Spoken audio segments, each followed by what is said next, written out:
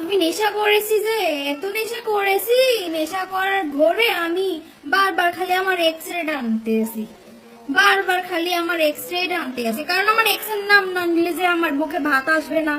আমার এক্স তো আমার 8 মাসে 80 লাখ কামাই। আসসালামু আলাইকুম গাইস, আশা করি সবাই ভালো আছেন। আবারও নতুন একটি ভিডিও নিয়ে আপনাদের মাঝে হাজির হলাম। আজকের ভিডিওটা হলো আমাদের শর্মিলা আপুকে নিয়ে। শর্মিলা আলম হাসান করতে করতেই উনি আলম হাসানের বকা খাচ্ছে এবং শর্মিলা আলম হাসানের বকা খাচ্ছে, আলম হাসান শর্মিলার বকা খাচ্ছে। এরকমই ওনাদের মধ্যে যুদ্ধ চলছে। আসলে ওনারা একজনকে কথা বলা ছাড়বে না, উনি ওনাকে কথা বলবে, উনি ওনাকে কথা বলবে। আসলে ওনাদের শরম লজ্জা বলতেই নেই। আমি যতটুকু আমার মাথায় যতটুকু খেলে, আসলে ওনাদের মধ্যে শরম লজ্জা থাকলে, ওনাদের ঘৃণাপিত থাকলে অবশ্যই উনি ওনাকে নিয়ে কথা বলতো না, উনি ওনাকে নিয়ে কথা বলতো না। ওনারা কথা একজন অন্তত বাদ দিত কথা বলা। আসলে ওনাদের মধ্যে শরম লজ্জা নাই, এই কারণে কথা বলে। আজকে শর্মিলা কি কথা বলেছে আলম হাসানকে নিয়ে, এটাই আপনাদের শোনাবো। অবশ্যই সম্পূর্ণ ভিডিওটাই না টেনে দেখবেন, তাহলে বুঝতে পারবেন। চলুন বেশি কথা না বাড়িয়ে শর্মিলা কি বলেছে আলম হাসানকে, আবারও কি সাবধান করে দিলেন দেখে আসি, তাহলেই বুঝতে পারবেন।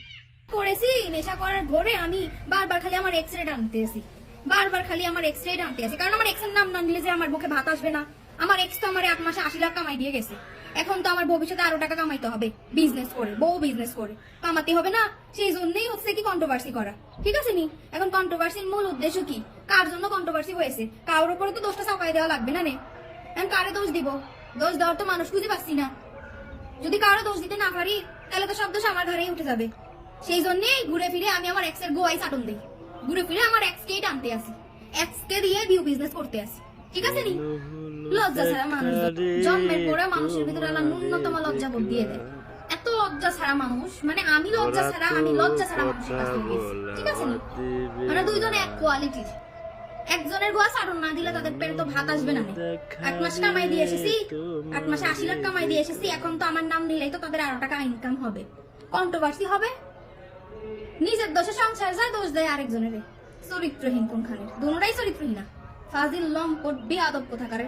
যদি নেক্সট টাইম আমার নাম মুখে নিতে দেখি, জুতা দিয়ে বাইরে দিয়ে আসবো, এলাকায় গিয়ে বিচার বসাবো যে ওদেরকে ডাকান, আমার নাম কেন বারবার নেয়, আর আমার ভিডিও গুলা ইউটিউব ফেসবুক থেকে ডিলিট হচ্ছে না কেন? হ্যাঁ, 8 মাস যাবত একজন বেশরমা বেজন্মা আমার ভিডিও দিয়ে ইনকাম করে খাচ্ছে কেন? আমার ভিডিও রিমুভ করে না কেন? বেয়াদব।